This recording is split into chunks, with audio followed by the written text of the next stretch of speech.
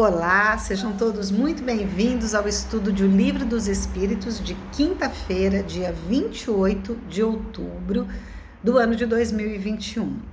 Esse grupo se reúne todas as quintas-feiras a partir das 20 horas em Bebedouro, estado de São Paulo, no Centro Espírita do Calvário ao Céu.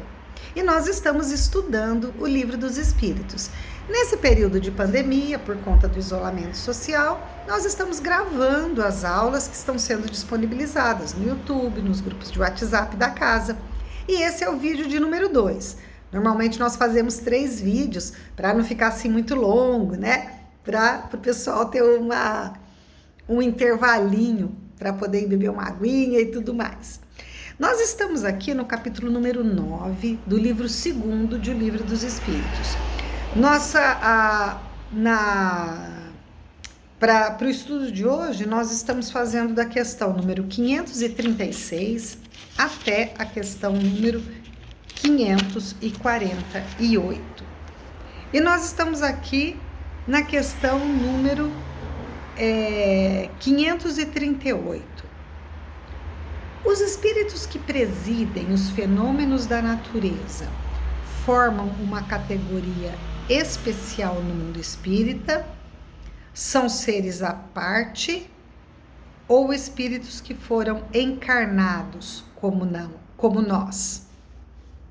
Então, são espíritos que serão encarnados ou que foram encarnados. Então, nessa resposta do Espírito de Verdade, acho que fica bem claro o seguinte, que não existe nenhum tipo de privilégio, não existe nenhum tipo de categoria especial. Por quê? Porque todos os espíritos, todos, indistintamente, foram e são criados simples e ignorantes. Não existem espíritos que foram criados com algum privilégio ou com alguma característica especial, vamos assim dizer, como se eles tivessem sido criados mais adiantados do que outros para cumprir uma missão. Vamos dizer assim que os espíritos tornam-se missionários e têm condições de desempenhar funções importantes pelo seu mérito, pelas conquistas que ele foi fazendo que ele vai fazendo ao longo da sua caminhada. É muito importante que a gente tenha essa coerência de entender Deus, Pai Criador, soberanamente justo e soberanamente bom. Quando nós dizemos soberanamente justo, nós estamos dizendo que ele é plenamente justo. E seria muita injustiça criar alguns melhores do que outros. Seria muita injustiça criar alguns para uma categoria especial a desenvolver uma função, um papel especial que os outros não poderiam cumprir. Mais uma vez nós repetimos, todas as conquistas são individuais.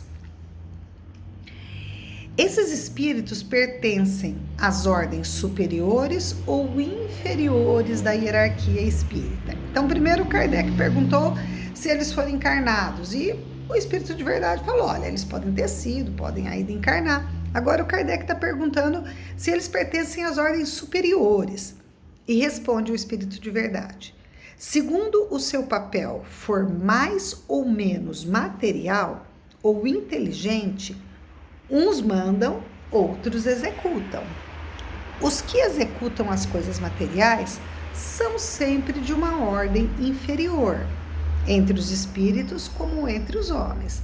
Então existe uma analogia muito grande. É muito simples da gente entender isso. Então, quanto menos adiantamento nós temos, menos tarefas mais difíceis nós poderemos desempenhar. Tarefas mais engenhosas, nós teremos mais dificuldade. Então, quanto mais materializado ainda for o espírito, ele vai desempenhar uma função mais material, igualmente material. Questão número 539.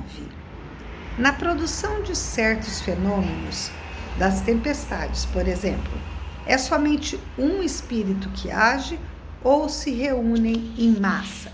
E o Espírito de Verdade diz, eles se reúnem em massas inumeráveis, são muitos.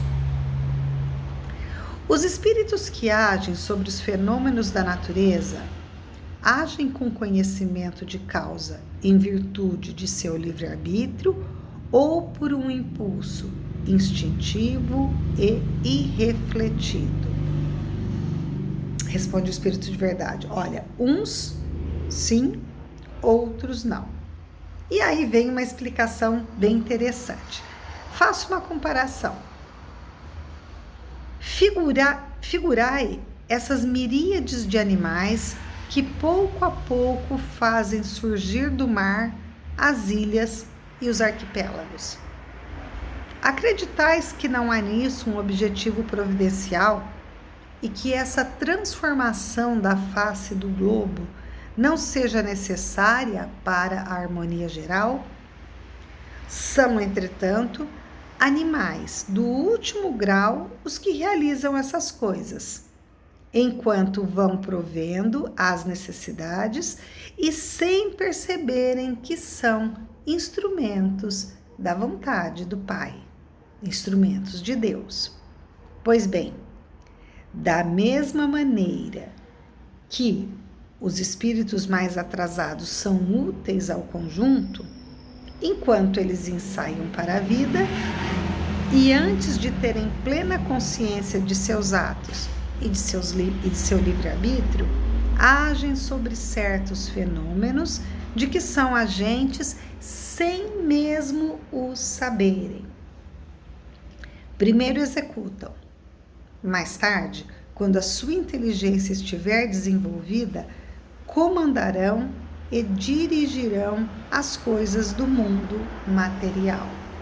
Mais tarde ainda, poderão dirigir as coisas do mundo moral. É assim que na natureza tudo serve, tudo se encadeia, desde o átomo primitivo até o arcanjo, pois ele mesmo, o arcanjo, começou pelo átomo. Admirável lei de harmonia de que o vosso espírito limitado ainda não pode abranger o conjunto.